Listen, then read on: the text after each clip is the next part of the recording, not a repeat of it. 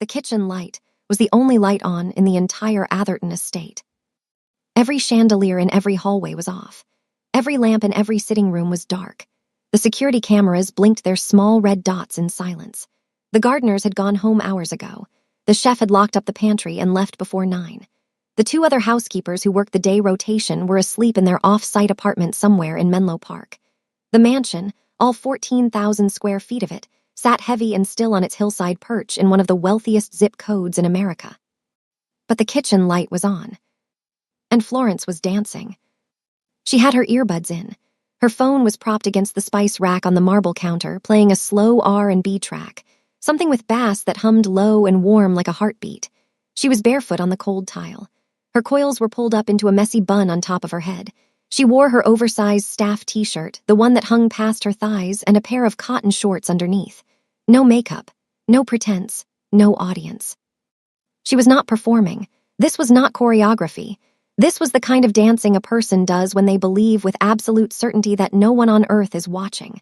Eyes closed, shoulders rolling. Her fingertips trailed across the countertop like it was the edge of a stage she used to stand on. She mouthed the lyrics. She swayed. She spun once, then twice, and the hem of her shirt billowed around her like she was underwater. Her bare feet made soft sounds on the marble, and her body moved like the music lived somewhere deep inside her bones, and was just now finding its way out. She was free. She did not know that Minho was standing 6 feet behind her in the dark hallway, watching every single movement.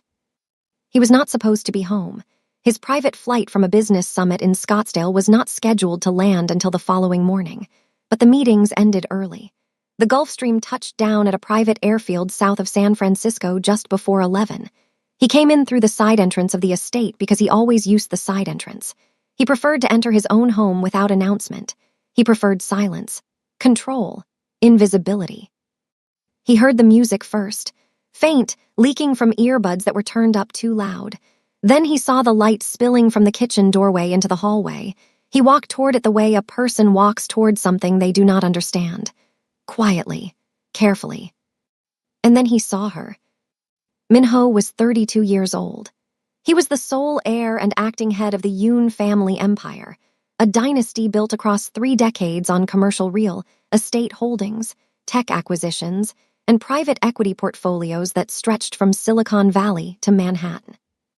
The business press called him the silent king of Silicon Valley because he almost never spoke publicly, declined every interview request, and had a reputation for controlling entire rooms full of powerful people without ever raising his voice above a conversational tone. He was tall, sharp-jawed. Black hair pushed back off his forehead with a kind of effortless precision that probably took more effort than he would admit.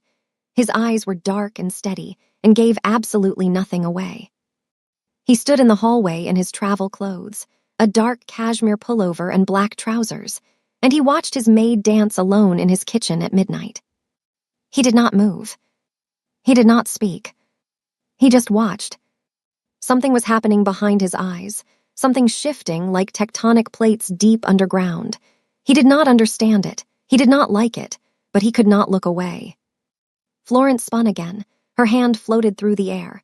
Her lips moved around lyrics he could not hear, and then the song must have changed because her rhythm shifted. Slower now, heavier. She was not just dancing anymore. She was feeling something. Her face changed. Her brow creased. She brought her hand to her chest like she was holding something there, something invisible and heavy, and she swayed with it, carried it, danced with the weight of it. Then she opened her eyes. She saw him. The scream that came out of her mouth was sharp enough to cut glass. Her phone clattered off the counter and hit the marble floor. The music stopped. She stumbled backward, her lower back slamming against the counter edge, and she gripped it with both hands. Her chest heaved. Her eyes were wide and wild with panic.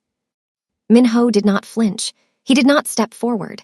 He did not apologize for startling her. He stood completely still in the doorway, and for a long, unbearable moment, neither of them spoke. Then he said one sentence. His voice was so low it barely traveled across the kitchen. "You dance like someone who has lost something." Florence stared at him. Her heart was hammering so hard she could feel it in her throat. She had worked in this house for 5 weeks. 5 weeks of cleaning rooms she could never afford to sleep in, polishing surfaces that reflected a life that would never be hers. In all that time, she had spoken to Min-ho exactly once. The day she was hired. He had looked at her for 3 seconds, said, "Don't touch anything in my office," and walked away. That was it. That was the entirety of their relationship. Now he was standing in the dark doorway of his own kitchen, looking at her with those unreadable eyes, and saying something that reached into her chest and grabbed hold of something she had spent months trying to bury. She did not answer. She bent down, snatched her phone off the floor, mumbled something that might have been an apology, and rushed past him out of the kitchen. As she passed, close enough to feel the warmth coming off his body, she caught a scent. Cedar and something expensive she could not name. Something that did not belong in the same sentence as her life. She practically ran down the hallway toward the staff quarters. Min-ho stood alone in the kitchen. He looked at the spot on the marble where she had been standing. He looked at the spice rack where her phone had been propped. He stood there for a long time, longer than made any kind of rational sense, and then he pulled out his phone. He called Mrs. Cho, his head of household staff, a sharp-tongued Korean woman in her late 50s who had managed the estate for 11 years and who answered her phone at any hour without complaint. "The new maid," Min-ho said. "Florence, tell me everything about her." Here was what Mrs. Cho's file said, and what Min-ho would learn within the next 12 hours. Florence Adami was 26 years old, born in Detroit, Michigan, raised by a single mother who worked double shifts at a hospital laundry service. She grew up singing in church, then in school talent shows, then in open mic nights at small venues around Detroit. By 23, she had built a growing following online. Her YouTube videos, just her and a microphone in her bedroom, had tens of thousands of views. People shared her covers and original songs with captions like, "Why is nobody talking about this girl?" and "She's going to be famous, remember this post." A mid-level record label in Los Angeles had started showing interest. Everything was moving. Everything was building. Then a man named Terrence Whitaker happened. He called himself a manager. He inserted himself into her life with promises and contracts and industry connections that turned out to be mostly fiction. Over the course of 6 months, he gained access to her savings, her demo recordings, and her trust. Then he vanished. He took $14,000. He took every master recording she had ever made. He took her contacts, her momentum, and the fragile, hard-won confidence she had spent years building. Florence was left with nothing. No money, no music, no proof that any of it had ever existed. She could not afford a lawyer. She could not afford rent. She moved to California 8 months ago because California felt far enough away from Detroit to count as starting over. She found the job listing for a live-in housekeeper at a private estate in Atherton. It came with a room, 3 meals a day, and a steady paycheck. She applied. She got hired. She told herself she was done with music. Done performing, done dreaming. But every night, when the house went dark and the world forgot she existed, Florence danced alone in the kitchen. Because her body would not let her stop. Because the music was still inside her, even if she pretended it was not. And now Min-ho knew. Now here is what I need to know from you. If you walked into a room and saw someone dancing like that, like they were carrying the entire weight of a dream they gave up, would you walk away or would you stand there and watch? Tell me in the comments and do well to like the video. Now let's continue. Florence woke up the next morning with a knot in her stomach so tight she could barely eat breakfast. She sat on the edge of her small bed in the staff quarters, a clean but modest room at the far end of the estate's east wing, and replayed the moment over and over. Him standing in the dark. Those eyes that gave nothing away. That sentence. You dance like someone who has lost something. She covered her face with her hands and groaned into her palms. She was going to be fired. She was certain of it. Dancing barefoot in the boss's kitchen in the middle of the night like some kind of unhinged person, using his Bluetooth-connected speaker system, in her pajamas. She was absolutely going to be fired. She got dressed. She put on her uniform. She reported to Mrs. Cho at 7 sharp, bracing herself for the worst. Mrs. Cho looked up from her tablet, said West Wing and Library today, and looked back down. That was it. No reprimand, no sideways look, no Mr. Yoon would like to speak with you. Nothing. The day unfolded like every other day. Florence cleaned the West Wing bedrooms, all 5 of them, none of which had been slept in because Min-ho lived alone and apparently used approximately 10% of his own house. She dusted the library shelves. She vacuumed the second-floor hallway. She avoided the kitchen like it was a crime scene. She did not see Minho once, but Minho saw her. He was in his home office on the second floor, a room with dark wood paneling and 3 monitors on his desk, on a conference call with a group of investors in Manhattan. They were discussing the acquisition of a commercial real estate portfolio that included properties in Palo Alto and Bellevue, Washington. It was worth north of $200 million. It required Minho's full attention. Minho was not giving it his full attention. His chief financial officer, a sharp Korean-American man named James, was on the call from his own office in San Francisco. James had worked with Minho for 6 years. He knew Minho's rhythms the way a musician knows time signatures, and he could tell even through a screen that something was off. Minho's responses were a half-beat slower than usual. His eyes drifted. He ended the call 10 minutes early, which in 6 years of working together had never happened. Not once. After the call, Minho sat at his desk and opened his laptop browser. He typed Florence Adami into the search bar. He found her old YouTube channel, 14 videos. The most recent one was 9 months old. He found her Instagram, inactive since the same time. He found a small article from a Detroit arts blog that had featured her in a local artists to watch column 2 years ago. Then he pressed play on one of her YouTube videos.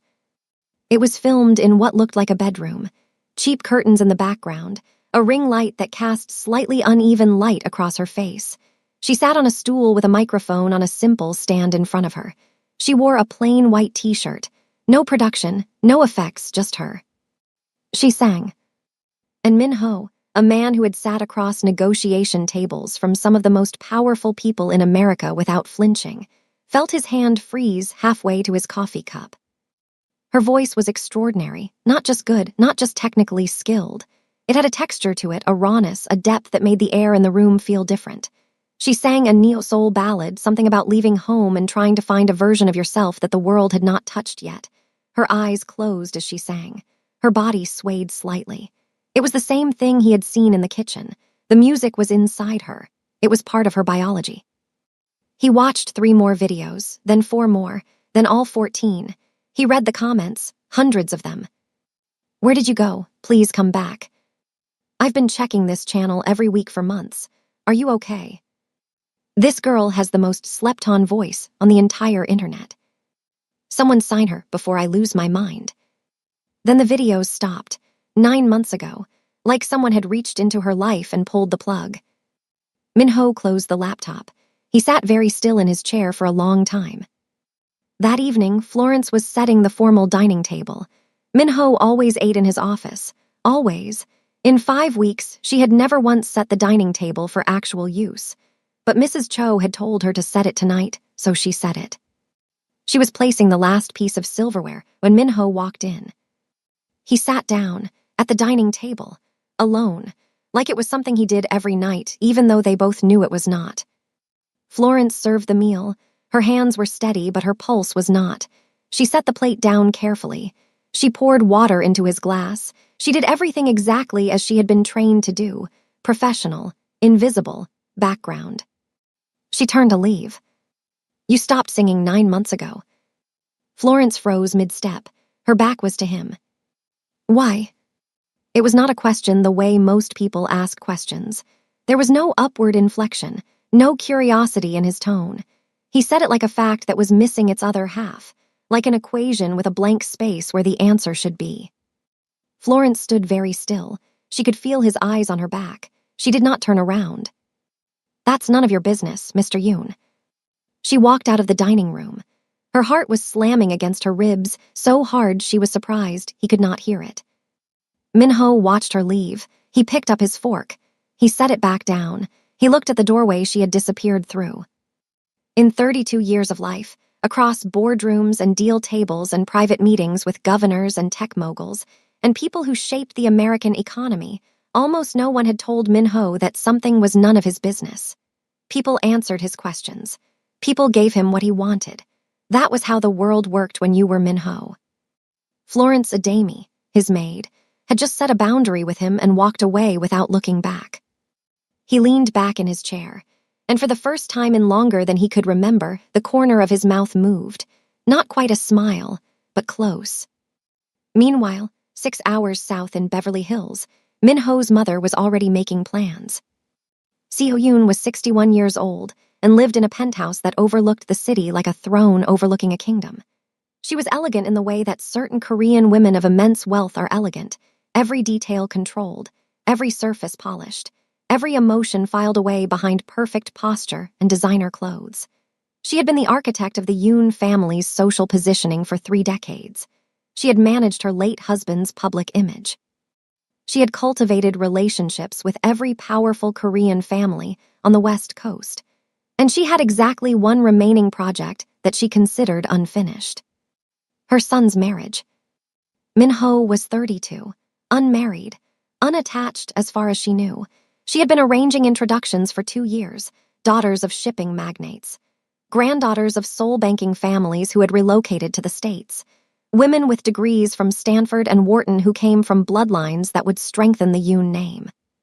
Min-ho had declined every single one. Seo-yoon was patient, but patience, like everything else in her life, had a limit. Over the next week, something subtle shifted inside the Atherton estate. It was not dramatic, it was not obvious, but Florence felt it the way you feel a change in air pressure before a storm. Min-ho started appearing.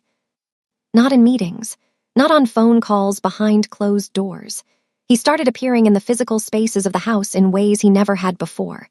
She would be polishing the glass railing on the second-floor landing, and he would walk past slowly, heading nowhere in particular. She would be restocking the linen closet near the garden terrace, and he would be standing outside on the terrace, looking at his phone but not really looking at his phone. She would be wiping down the kitchen island, and he would walk in to get water, pour it slowly, and leave without saying a word. He never spoke to her during these appearances. He did not need to. His presence was the message. He was orbiting her, quietly, deliberately, like a planet adjusting its trajectory and pretending it had always been on this path. Florence noticed. Of course she noticed. She noticed the way he moved, unhurried and precise, like every step he took was calculated. She noticed that he smelled like cedar every single time he passed. She noticed that his hands were always still, never fidgeting, never restless. She noticed things she had no business noticing about a man who signed her paychecks. It made her nervous. It confused her. It made her feel seen in a way she had not felt in a very long time, and that terrified her more than anything. Then came the dinner. Min-ho hosted a private gathering at the estate for a group of tech investors and venture capitalists. It was not a party. It was a high-stakes business dinner designed to finalize terms on the acquisition of a major commercial real estate portfolio across Palo Alto and Bellevue. The guests were powerful men and women in dark suits and designer dresses. They drank expensive wine. They laughed the way wealthy people laugh, controlled, performative, aware of who was listening. Florence was part of the serving staff that evening, along with 2 other temporary workers Mrs. Cho had brought in for the event. She wore her black service uniform. Her hair was pulled back neatly. She moved through the room the way she had been trained, invisible, efficient, present but unseen. She was clearing a set of appetizer plates from a side table when a hand closed around her forearm. She looked down, then up. The hand belonged to a man named Craig Whitfield, American, mid-50s, red-faced from wine. He was a real estate investor from Scottsdale who had been trying to get a seat at Min-ho's table for over a year. He had finally been invited, and he was celebrating by drinking too much and talking too loud. He did not let go of her arm. "Hey, sweetheart," he said. His words were slightly slurred. "You should smile more. The help around here is a lot prettier than it used to be." Florence felt the words land on her skin like something dirty. She knew this feeling. She had felt it before in other jobs, in other rooms, in other moments where men with power treated women without power like decorations. She did what she had always done. She kept her face neutral. She gently pulled her arm free. She said, "Excuse me," in a voice that gave nothing away, and she kept moving. The room did not notice. The conversation continued. But across the room, standing near the fireplace with a glass of water he had not touched, Min-ho noticed. He had seen Craig's hand close around Florence's forearm. He had seen the way her body went rigid. He had seen her face tighten and then smooth over as she forced herself into professional blankness. He had seen all of it. He set his glass down on the mantel. He excused himself from a conversation mid-sentence. The two people he had been speaking with looked confused. Minho never left conversations mid-sentence. Minho never left anything mid-anything. He walked across the room. The crowd parted without realizing they were parting. People moved out of Minho's path instinctively, the same way animals move away from something that is calm but dangerous. He reached Craig Whitfield. He leaned down. His mouth was close to Craig's ear. He spoke quietly enough that no one else in the room could hear what he said. Craig Whitfield's face went white. Not pink, not pale, white, like the blood had been vacuumed out of his head in a single second. Craig stood up. He did not make eye contact with anyone. He mumbled something about an early flight. He collected his jacket from the back of his chair, and he left the dinner. The room adjusted. Conversations resumed. Nobody asked questions because nobody wanted to ask questions when Minho was involved. The next day, through staff gossip that traveled faster than Wi-Fi, Florence learned that Craig Whitfield's firm had been quietly and permanently cut out of the acquisition deal. A $40 million opportunity, gone, erased like it had never existed, because of what he did at that dinner. Because of what he did to her. Florence found Minho in the garden that afternoon. He was standing near the stone fountain, looking at his phone. She walked up to him, which was something she had never done before, approaching him voluntarily, and she said what she needed to say. "You didn't have to do that." He looked up. "Do what?" "Cut him out of the deal. Because of what happened, because of me." Minho's expression did not change, not one muscle. "I cut him out because he is a liability and his firm's due diligence was substandard. It had nothing to do with you." They stood there, two people in a garden in Atherton, California, looking at each other across a distance that was not measured in feet. They both knew he was lying. Florence nodded slowly. She turned and walked back toward the house. She did not say thank you. She did not need to. The fact that she had come to find him at all said more than words could. That night, Florence lay in her small staff bedroom staring at the ceiling. She did not go to the kitchen. She did not dance, but she did something she had not done in months. She hummed. Softly, almost without meaning to. A melody she had never hummed before. Something new. Something that was forming in the space between what she had lost and what she was too afraid to want. Florence's past did not knock before entering. It kicked the door down. It was a Tuesday morning. She was on her break, sitting in the staff area with a cup of tea and her phone, when a call came in from Detroit. The name on the screen was Rochelle Martin, her oldest friend, the one person from her old life she still spoke to regularly. Rochelle was not calling to catch up. "Flo, I need you to sit down." "I'm sitting." "Terrence is using your music." The tea in Florence's hand went cold, not literally, but she stopped feeling its warmth. Rochelle explained. She had been scrolling through a music blog that covered independent R&B artists, and she had stumbled across a track listing for a new artist being shopped to labels in Atlanta. The artist's name was unfamiliar, but one of the song titles was not. It was called Glass Water. Florence had written that song at 2 in the morning in her Detroit apartment 3 years ago. She had recorded it in a home studio setup that cost her $400 to build. She had sung it with her eyes closed and tears running down her face, because the lyrics were about her mother working night shifts and coming home with cracked hands. That song was hers, and Terrence Whitaker was selling it under someone else's name. Rochelle kept talking. She said she had dug deeper and found 2 more songs, both Florence's, both listed under the fake artist, both being pitched to a small label in Atlanta as original work. Terrence had taken Florence's demo recordings, re-recorded them with a different singer, and was shopping them like they had never belonged to anyone else. Florence hung up the phone. She sat very still. She did not cry, not yet. The tears came later, during her afternoon shift. She was in the pantry restocking supplies when it hit her. Not just the theft, the memory. Hearing Rochelle say the title of that song had unlocked something Florence had spent months sealing shut. She remembered writing it. She remembered singing it. She remembered what it felt like to believe that her voice mattered, that her music could reach people, that she was building something real. And then she remembered what it felt like to have all of that taken away by someone she trusted. She sat down on the pantry floor. She pulled her knees to her chest, and she cried, silently, no sound, just tears running down her face and her shoulders shaking and her teeth clenched so tight her jaw ached. She cried the way people cry when they have practiced being invisible for so long that even their grief knows how to be quiet.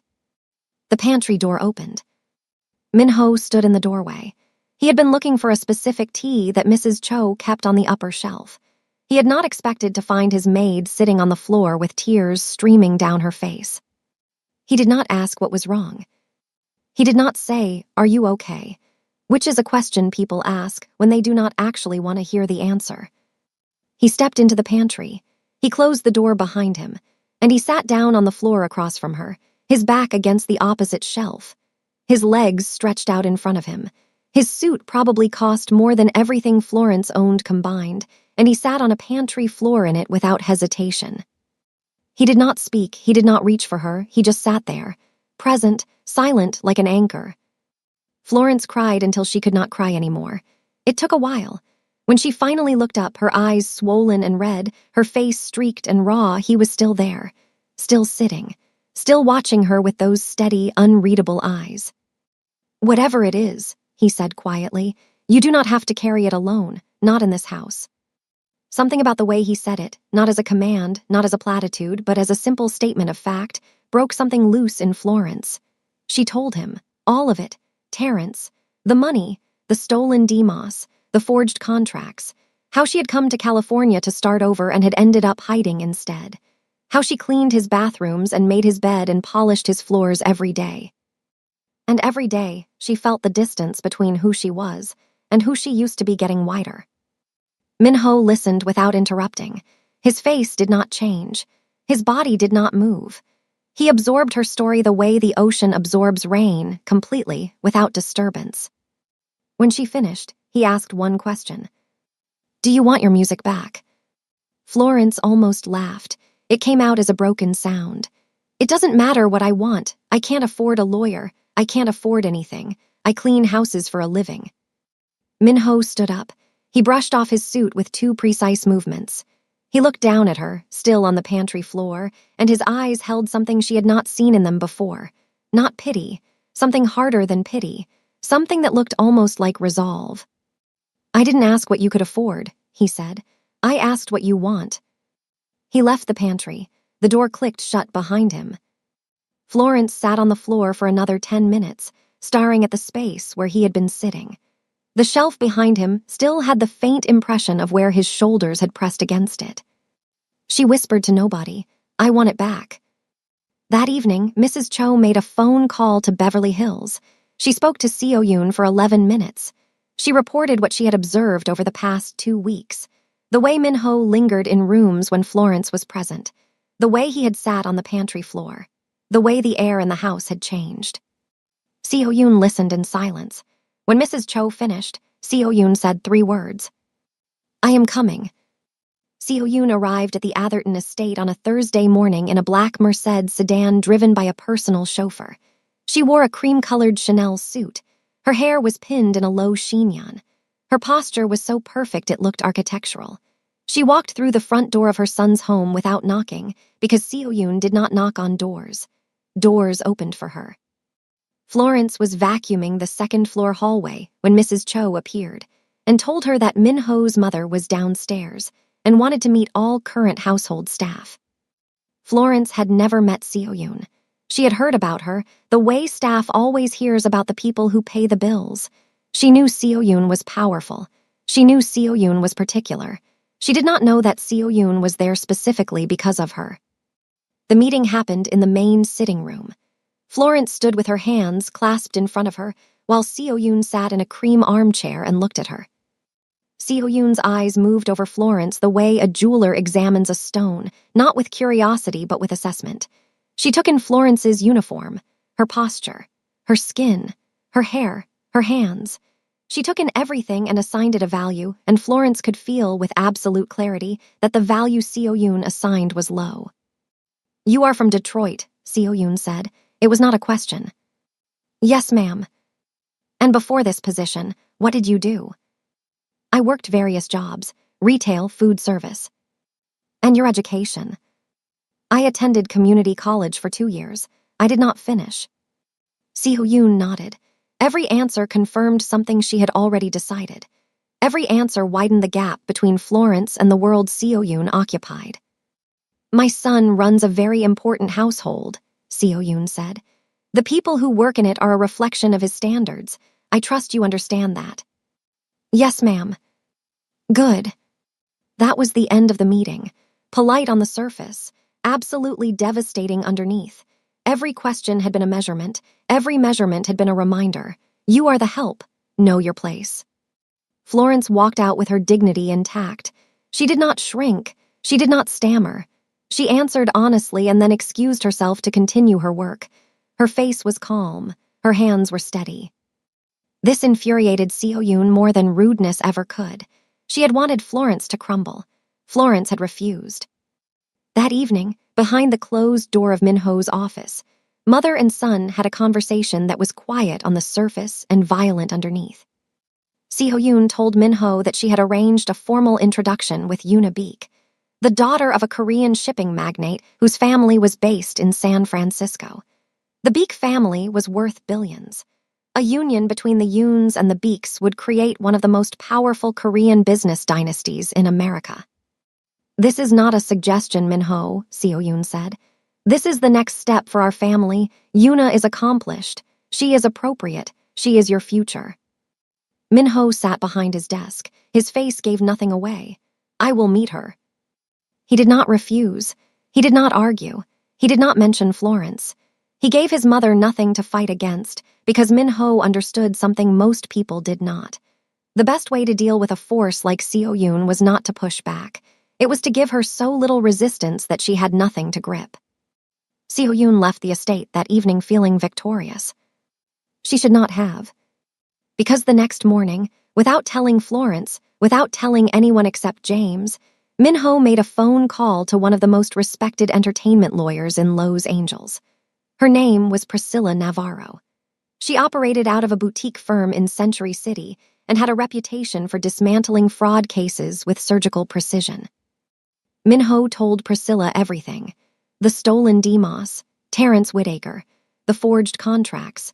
Priscilla listened, asked 3 clarifying questions, and said she would have a preliminary assessment within 72 hours. Within 48 hours, Priscilla called back. What she found changed everything. Terrence Whitaker had never gotten Florence to sign a rights transfer agreement. He had forged her signature on ownership documents. The forgery was sloppy.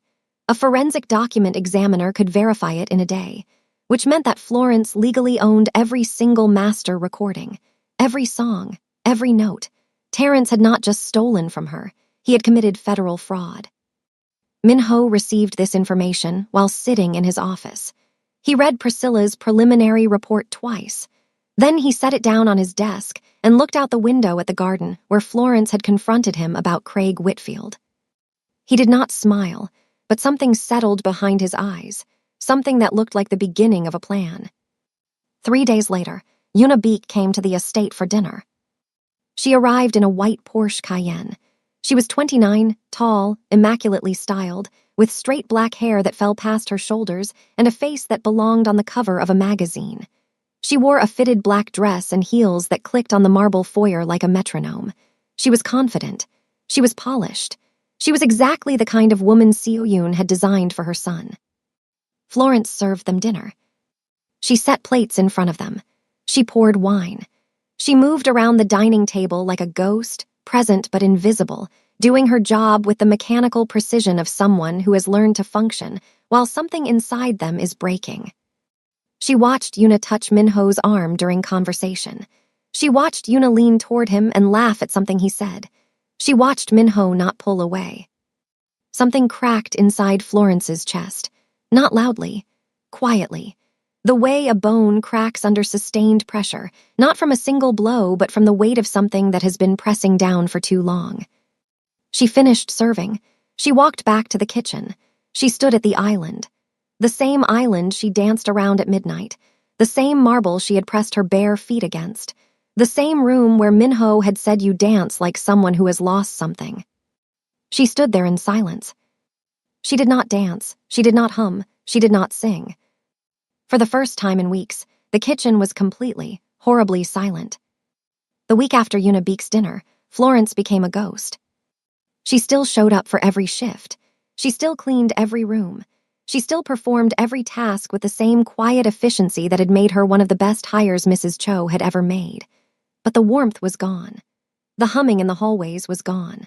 The small moments of light, a laugh shared with the gardener, a compliment to the chef about his kimchi jjigae, the way she used to sing under her breath while folding towels, all of it vanished. The house felt it. The other staff members noticed. Even the gardener, a quiet Mexican-American man named Raphael who rarely commented on household matters, said to Mrs. Cho one morning, "Something is wrong with the girl. The house is too quiet." Minho noticed most of all.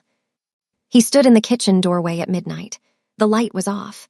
The room was empty. No music, no movement, no Florence.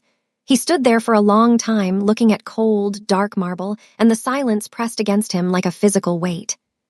4 days after the dinner, Una Beek returned to the estate. She came under the pretense of dropping off a book she had mentioned to Minho during their meal. She brought her personal assistant, a nervous young woman who carried Una's handbag and stayed 3 steps behind her at all times. Minho was in a meeting. Una said she would wait. She wandered the house like she already owned it.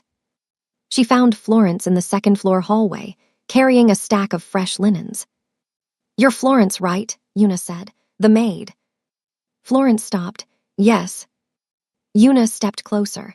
Her personal assistant lingered at the end of the hallway, eyes down. "I want to be very clear with you," Una said. Her voice was polite, her eyes were not. "I know what this is. I've seen it before. Staff who think proximity to a man like Minho means something. It doesn't." Florence stood very still. The linens were pressed against her chest like a shield. Una continued. "Women like you, and I think you know what I mean, are entertainment.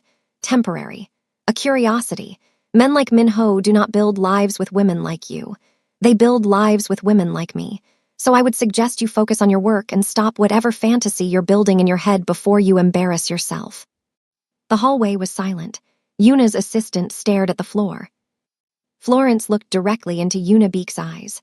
Her voice was calm and level, without a single tremor. "I clean this man's house. That is my job. Whatever you are afraid of right now says a lot more about you than it says about me." She stepped around Una and continued down the hallway with her linens. Una stood there, mouth slightly open, watching her go. She had expected tears. She had expected stammering. She had expected submission. She did not get any of it, and the absence of the reaction she wanted unsettled her more than any argument could have. 3 days later, Priscilla Navarro called Minho with a full update on the Terrence situation. The investigation was complete. Terrence was in Atlanta, working with a small independent label, actively shopping Florence's stolen DMOS. The forged documents had been confirmed by a forensic examiner. The case was airtight. Priscilla laid out 2 options. They could send a cease and desist immediately and begin legal proceedings. Or Florence could take a more strategic approach. She could re-record her music, re-establish her public presence, and reclaim her identity as an artist. Simultaneously, Priscilla would pursue the fraud case through the courts. This approach was more powerful because it gave Florence the narrative. She was not just a victim taking legal action. She was an artist rising from the ashes, while the person who wronged her faced justice. Minho chose to let Florence make the decision. He found her in the East Wing hallway during her evening shift and told her everything. The investigation, the forged signatures, the legal options. He laid it all out with the same precision he used in boardrooms. Florence listened. When he finished, she shook her head. "I can't go back to that. I can't go back to singing and putting myself out there. I'm not strong enough." Something moved across Minho's face. Not anger, something deeper. Frustration born from caring about someone who could not see what he saw. "You are the strongest person in this house," he said. "You just don't know it because nobody has told you in a long time." The hallway was silent. The warm light from the wall sconces cast soft shadows across both their faces. They stood close enough that Florence could smell cedar. "Why do you care?" she whispered. "Why do you care about any of this?" Minho's jaw tightened. The question sat between them like a live wire. He did not answer. He turned and walked away, his footsteps precise and measured on the hardwood floor, disappearing around the corner. Florence stood alone in the hallway, heart pounding, holding the weight of something she could not name. The next morning, Mrs. Cho found Florence in the staff kitchen during breakfast and delivered the news casually, the way someone drops a bomb while pouring coffee. "Mr. Yoon's mother has announced his engagement to Miss Yoonabik. It's being reported in Korean business media today." Florence set down her coffee mug. She said nothing. Her face did not change. She finished her breakfast, cleared her dishes, and went to begin her shift. That night, she packed a bag. She wrote a resignation letter on a piece of notebook paper and left it on Mrs. Cho's desk. She set her staff key card on top of it. She planned to be gone before sunrise. The morning air in Atherton was cold and damp with fog as Florence walked down the long gravel driveway of the estate. It was barely 5 in the morning. The sky was gray-purple, not yet committed to daylight. Her bag was slung over one shoulder. She wore jeans, sneakers, and a hoodie she had owned since Detroit. She did not look back at the house. She had made it about halfway down the driveway when a black sedan appeared at the gate, turned in, and rolled slowly toward her. The headlights caught her in the fog. The car stopped. The rear window lowered. James looked at her from the back seat. "Get in the car, Florence." "No." He didn't agree to it. Florence stopped walking. The bag slid down her shoulder. "What?" "The engagement. His mother announced it without his knowledge, without his consent. He found out an hour ago. He has been trying to call you." Florence reached into her hoodie pocket and pulled out her phone. The screen showed 7 missed calls from a number she did not recognize. "Please get in the car," James said. His voice was not commanding. It was tired, like a man who had been woken up at 4 in the morning to prevent something catastrophic. "Let me take you back to the house. If you still want to leave after you hear what happened, I will drive you anywhere you want to go myself." Florence stood in the fog for a long moment, looking at the missed calls on her screen. Then she got in the car. Across town, in his mother's Beverly Hills penthouse, Minho was having the most honest conversation of his adult life. He had driven there at 3 in the morning. He had let himself in with his key. He had found Seo-yoon in her sitting room, already awake, already dressed, as if she had been expecting him. Perhaps she had. Seo-yoon was always 3 steps ahead of everyone. It was her greatest strength and her most destructive quality. "You had no right," Minho said. "I had every right. I am your mother. I am protecting this family's legacy." "You announced an engagement that does not exist. You told the world I am marrying a woman I have met once. You made a decision about my life without consulting me. Because you would not make it yourself. Because it is not the right decision."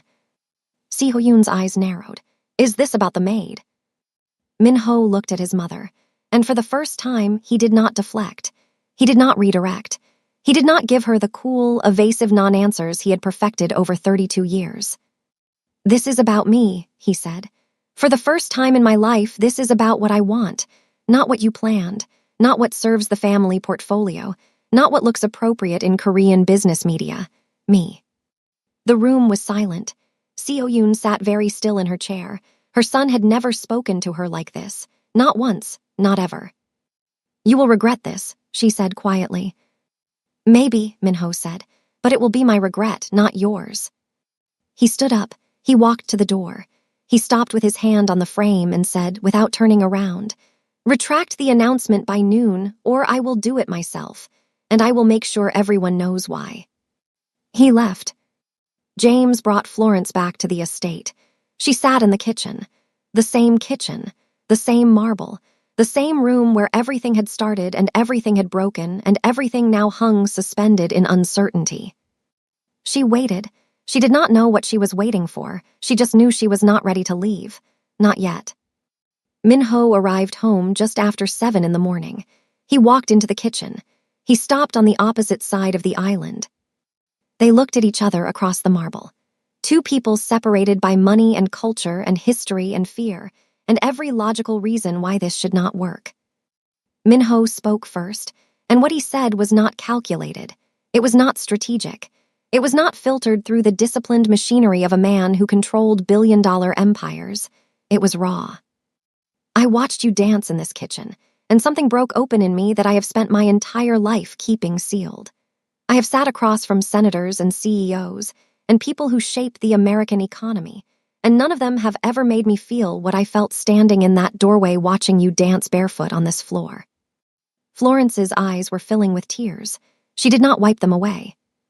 I don't know how to do this, he continued. I have never done this. I run an empire built on control, and I do not know how to stand in my own kitchen and tell a woman that she changed everything. Florence's voice was barely above a whisper. I'm terrified. So am I. I have been used before. I have been discarded before. I cannot survive being someone's secret. I cannot survive being someone's phase. You won't be. If this is real, it has to be real in daylight, in public, in front of your mother and the world. Minho stepped around the island. He stood in front of her, close enough that she could smell cedar, close enough that she could see the exhaustion in his eyes and the truth behind it. Then let's step into the daylight, he said. Florence looked up at him, and for the first time in almost a year, she felt something she had forgotten existed. Hope. 1 month later, the Atherton estate was a different place. Florence had moved out of the staff quarters and into the main house, not as a maid, not as staff, as Minho's partner. The transition was not smooth. It was awkward and strange and required a complete restructuring of household dynamics. Mrs. Cho was professional about it because Mrs. Cho was professional about everything, but there was a tension beneath the surface that Florence could feel every time they were in the same room.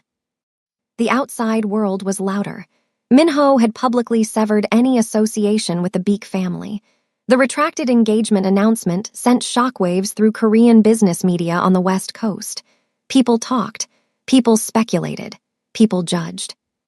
Minho did not care, or if he cared, he did not show it, which amounted to the same thing. Florence's focus was not on the noise. Her focus was on her music. Priscilla Navarro moved fast. The fraud case against Terrence Whitaker was airtight. The forged signatures were confirmed. A cease and desist was served to the small Atlanta label that had been working with him. The label dropped Terrence within 72 hours once they realized they were in possession of stolen intellectual property. Every demo, every recording, every file that Terrence had taken from Florence was now legally frozen. But Florence did not just want her old music back. She wanted to create something new.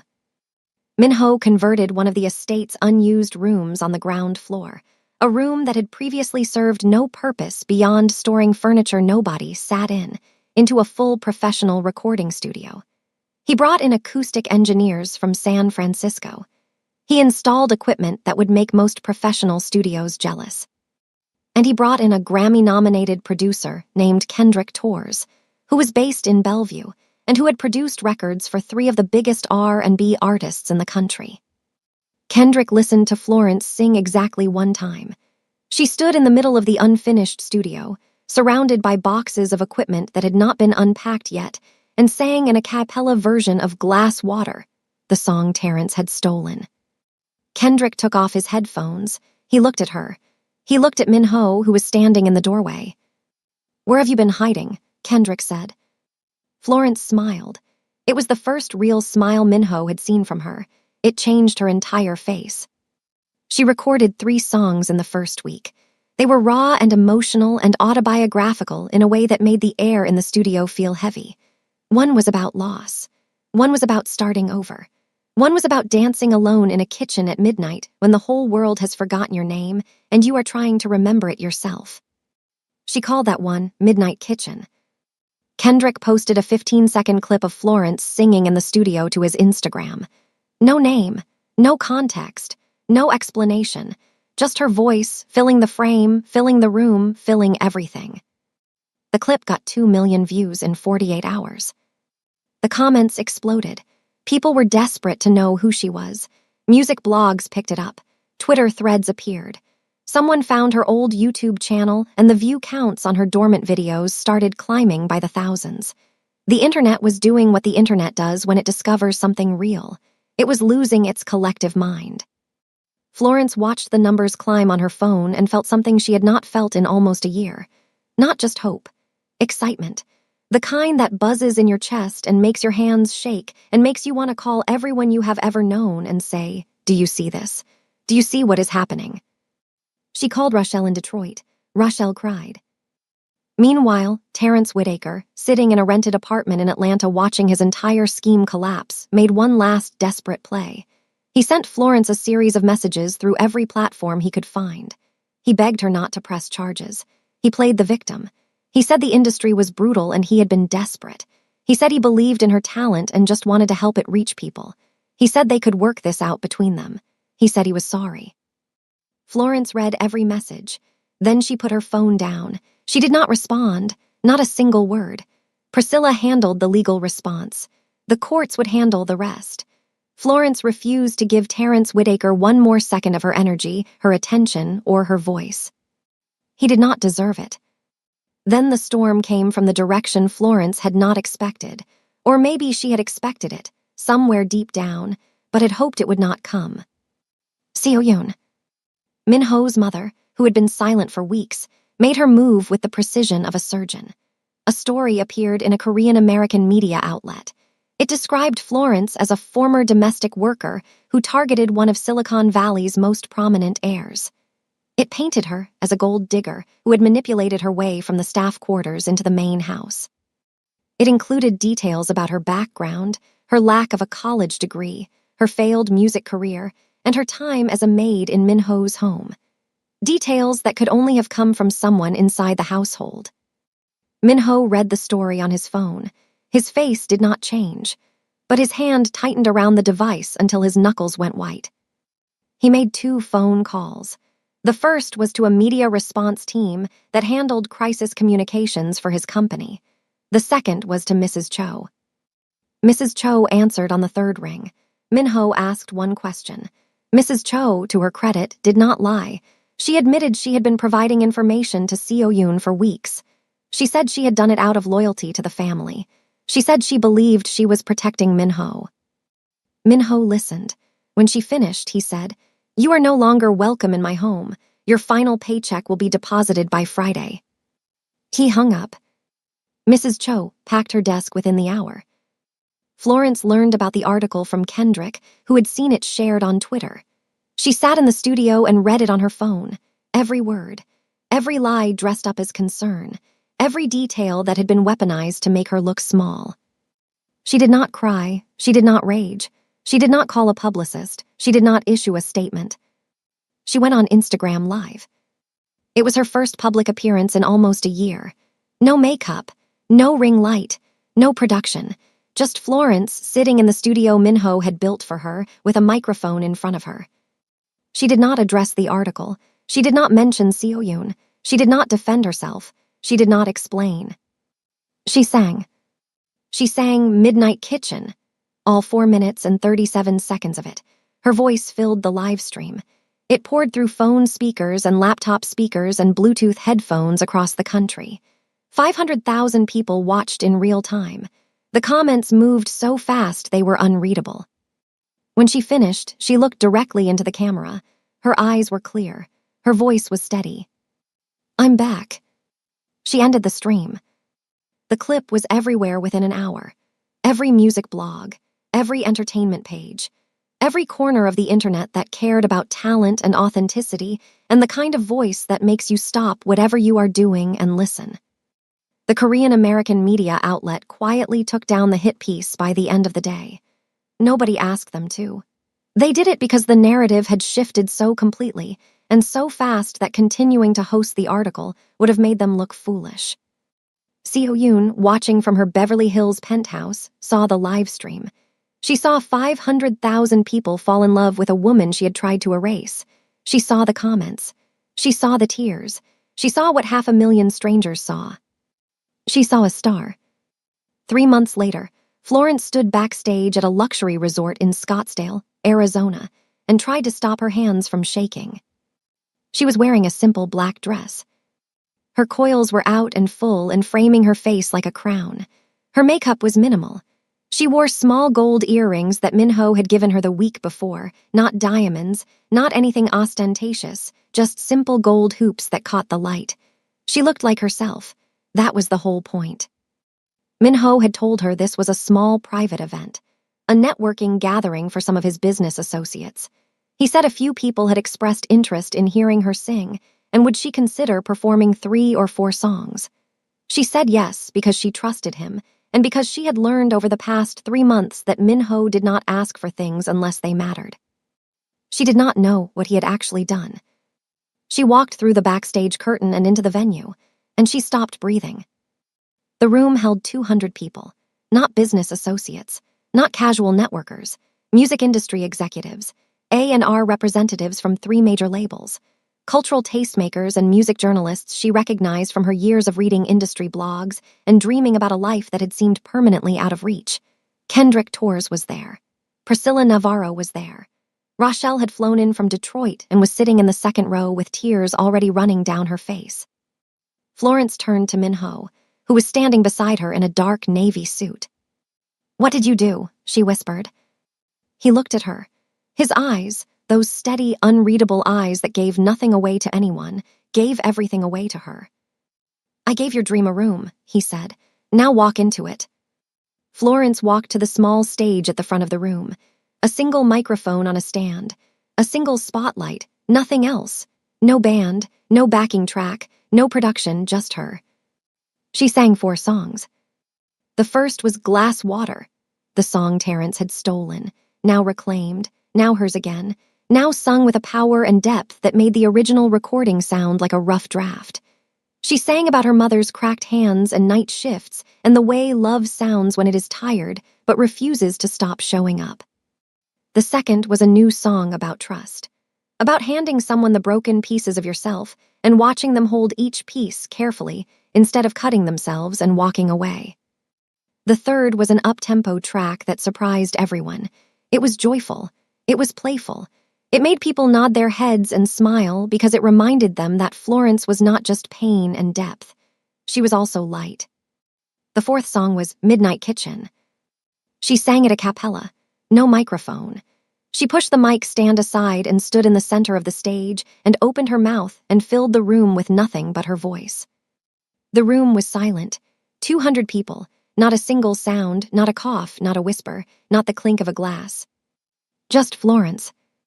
She sang about a woman who lost everything, who cleaned someone else's house because she could not afford to live in her own dreams anymore, who danced alone at midnight on cold marble floors because her body remembered what her mind was trying to forget, who was found by someone who did not try to fix her or save her or own her, but who simply stood in the doorway and watched and waited until she was ready to be seen. When she finished, the silence held for 3 full seconds, 3 seconds that felt like an hour. Then the room erupted.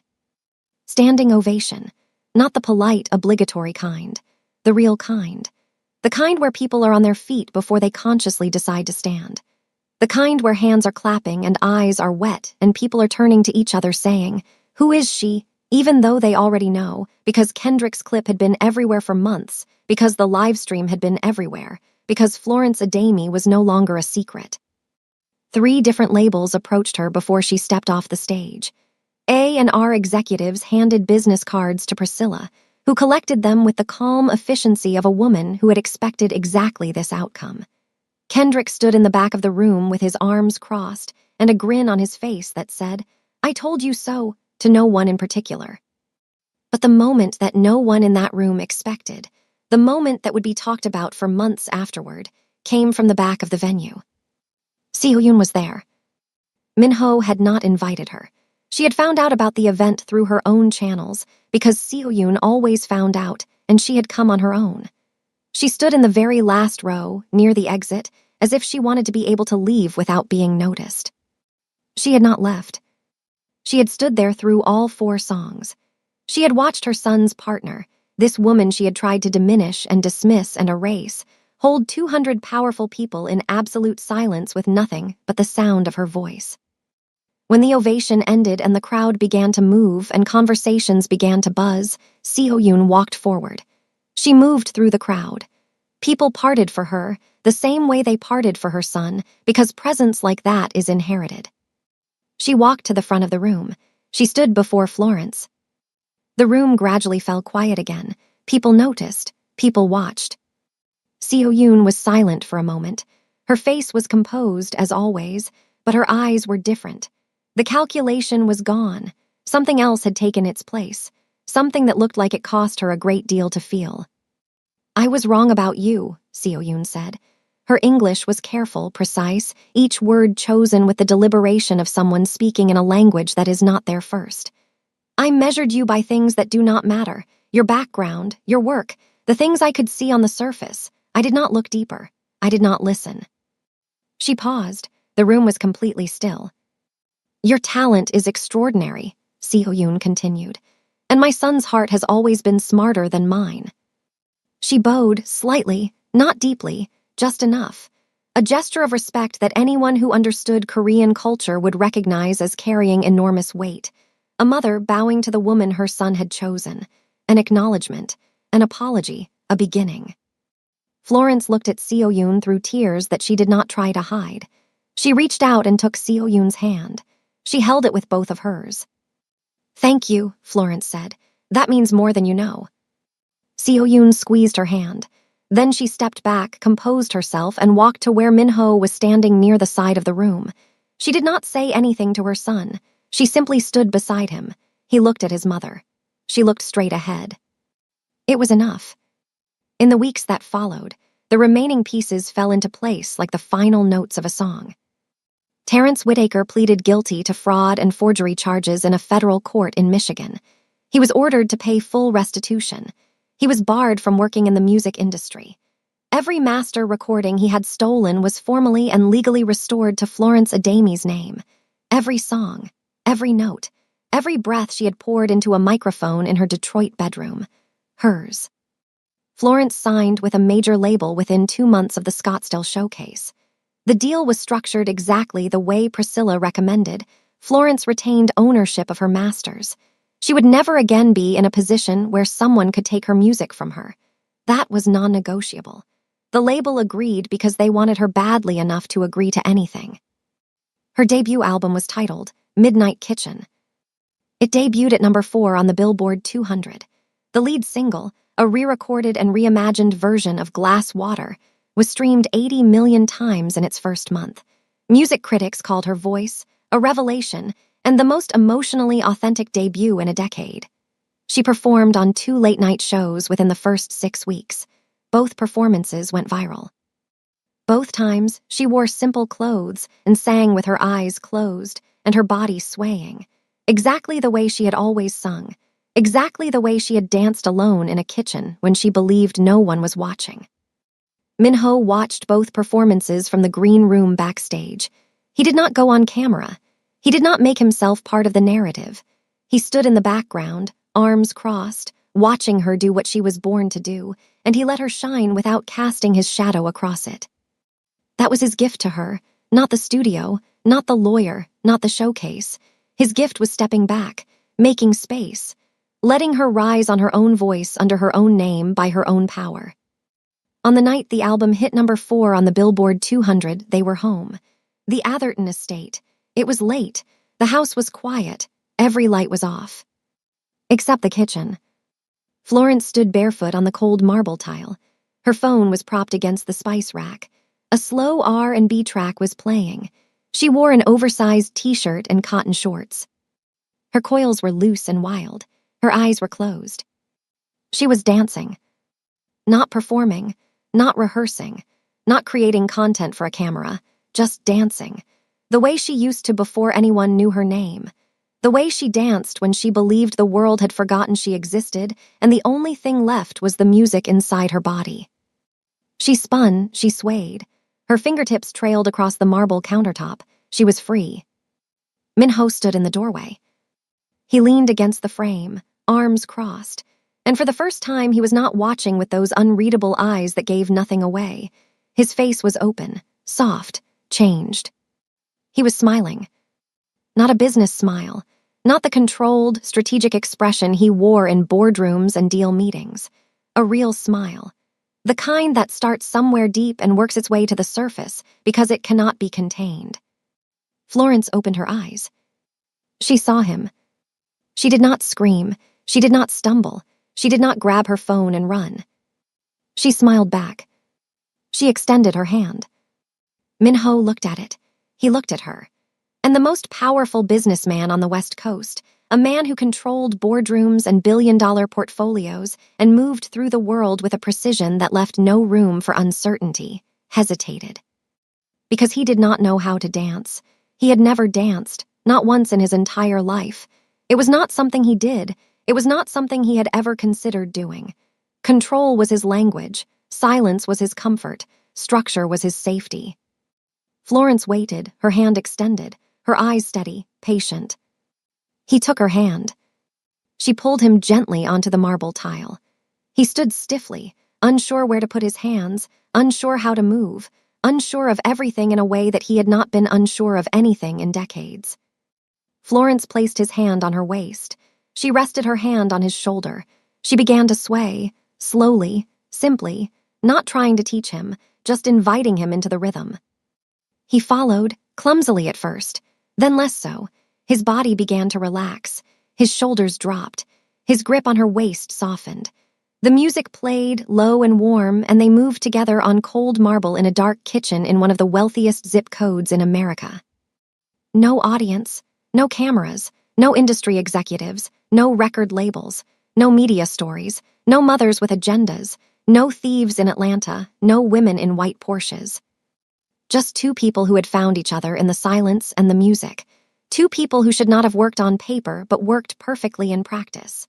A Korean billionaire who lived inside his own control, and a black woman from Detroit who carried music in her bones. Both of them broken in different ways. Both of them healing in the same kitchen. Minho pulled her closer. Florence rested her forehead against his chest. They swayed. Minho built an empire out of silence and control. He built walls so high and so thick that no one could reach the person behind them. He moved through the world like a man who needed nothing and no one. But it was a woman dancing barefoot in his kitchen at midnight who taught him that some things, the things that matter most, cannot be controlled. They cannot be acquired or negotiated or structured into a deal. They can only be felt.